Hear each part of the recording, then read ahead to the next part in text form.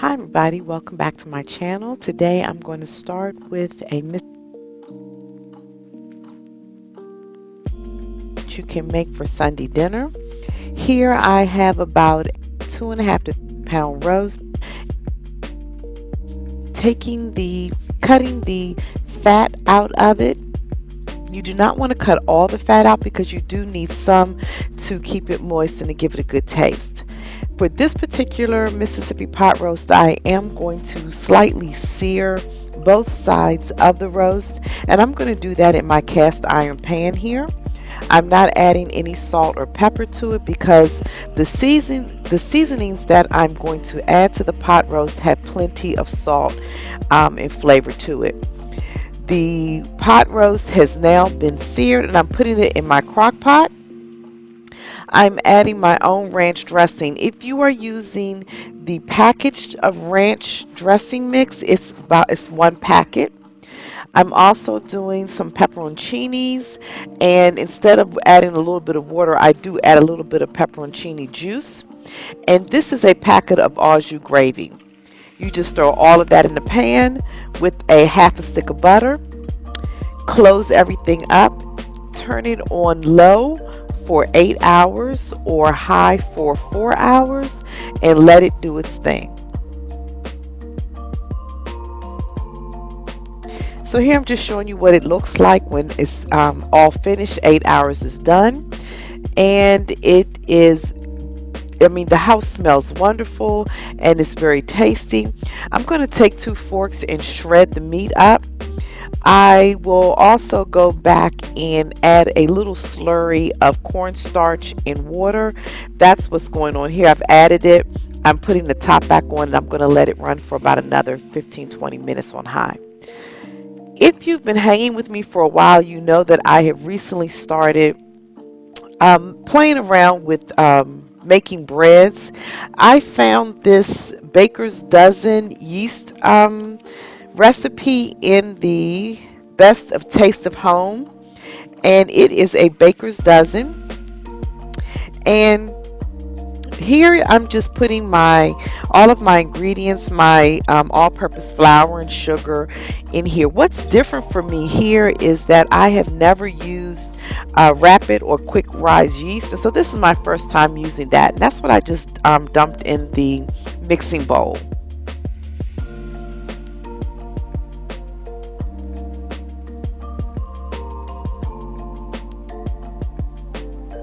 Going to add some warm water to get everything started, some butter, and now I'm going to put it add it to the mixer and let the dough hook do some work.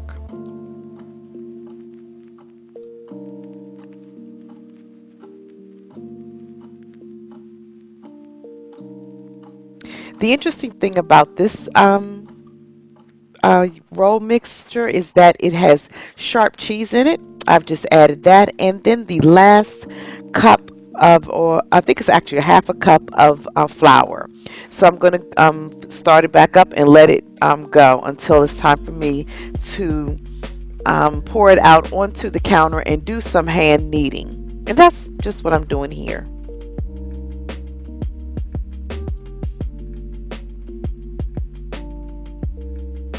So I'm just taking it off of the dough hook, and I'm flouring my hands, and I'm just going to knead it for a little while. Maybe about 4 to 6 minutes I'm kneading this dough. I really like the way dough feels. I don't know why it's taking me so long to actually play with yeast and making dough. This actually makes me very happy.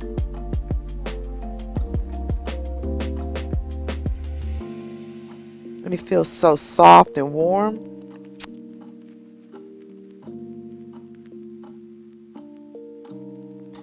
So I'm going to cover it and let it rest for about 10 minutes. After that 10 minutes, I'm going to come back and I'm going to divide the dough up into 13 pieces. This is called a baker's dozen, and a baker's dozen is 13 because that extra roll is for the baker.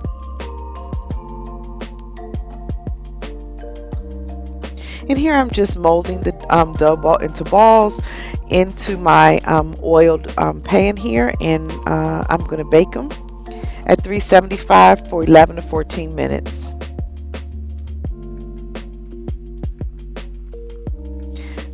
Here I'm actually covering and letting them rise again until I bake them. While those are baking, I'm going to take a shortcut and have some frozen roasted green beans. I'm just going to add salt, garlic powder, onion powder, and black pepper, and crushed red peppers, and some avocado oil, and I'm going to roast them in an oven at 425 for about 20 to 30 minutes. And then it's going to be time to eat dinner. And so here I have Mississippi pot roast with green beans and rolls. So here's my favorite meal of the entire week. I did a barbecue chicken pizza. I cut up some chicken breasts, and I sliced some red peppers and an onion. I sliced those fairly thin.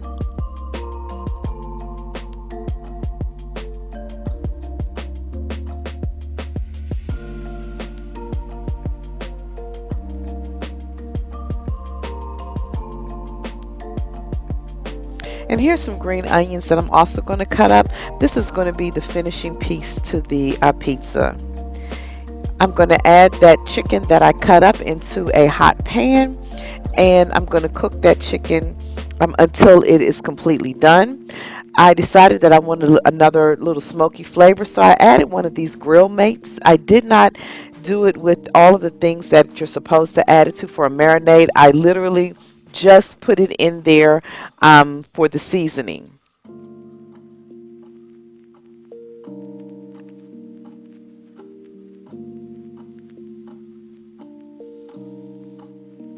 So while that's cooking, I'm going to spray my sheet pan, and I'm going to put a store-bought pizza crust on it. It is one of those ones that comes up in a roll, easy peasy, not a big fuss, no big deal. I'm going to pre-bake that according to the instructions, and while that's baking, I'm going to make my own, well, not make it, but mix up my own barbecue sauce.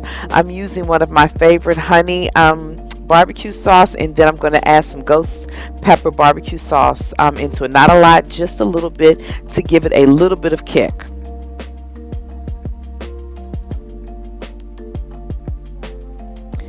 And again, I'm using this in place of a regular red pizza sauce.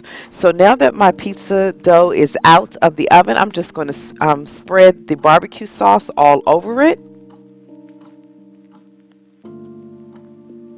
I'm going to add the raw onions and the raw bell peppers.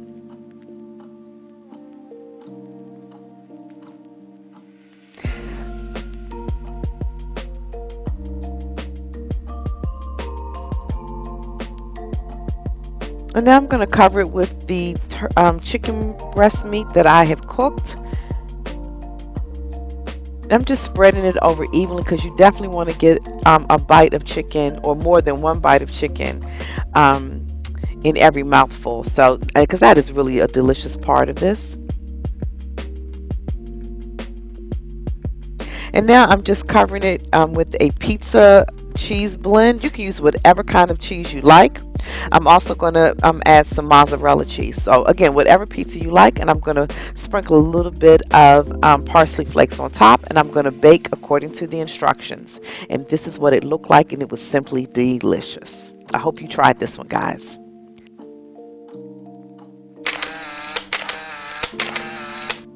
So if this is your first time visiting my channel, welcome. If you are a return subscriber, welcome back. I really enjoyed the time that we all spent together. Please consider subscribing if you haven't already, and click that notification bell so that you'll know when all of my videos are posted. I hope to see you next time. Bye, guys.